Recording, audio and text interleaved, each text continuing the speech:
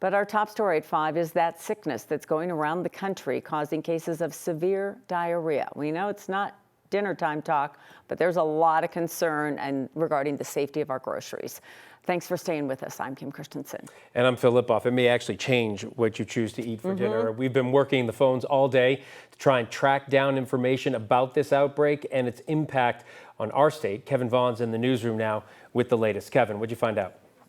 Well, Phil and Kim, we talked to a doctor at Denver Health today, and here's the good news. So far, at least, the number of cases are pretty typical for this time of year in Colorado and nowhere near what's being seen in some other states. Cyclospora is an illness you'd rather not talk about, let alone have. It can cause explosive, frequent diarrhea and dehydration. As of today, the Centers for Disease Control and Prevention has confirmed just over 2,000 cases in the United States. But officials acknowledge the actual number is likely much higher because it doesn't include people who got sick and then got better and never went to a doctor. Of those 2,000 cases, the CDC says no more than 10 were in Colorado.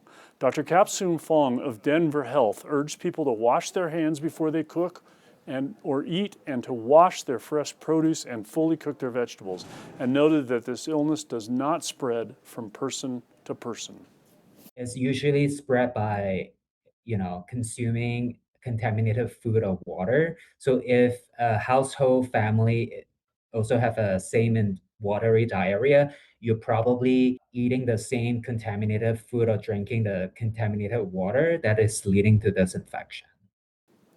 Dr. Fung urged people who are sick to drink plenty of water to prevent dehydration, and he said if the symptoms aren't improving in a few days, by all means see your doctor. Live in the newsroom, Kevin Vaughn, 9 News. And certainly there are people that would come down with this and would be far worse than others. You know, if you're young and fit and everything else, it might not impact you as well.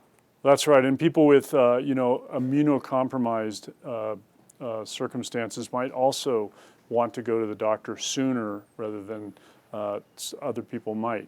It's important to note, though, that clean food is really at the key of preventing this. It's not necessarily the food itself, but the bacteria that's on it that needs to be washed off before we eat it. Okay, change some habits. All right, thank you, Kevin.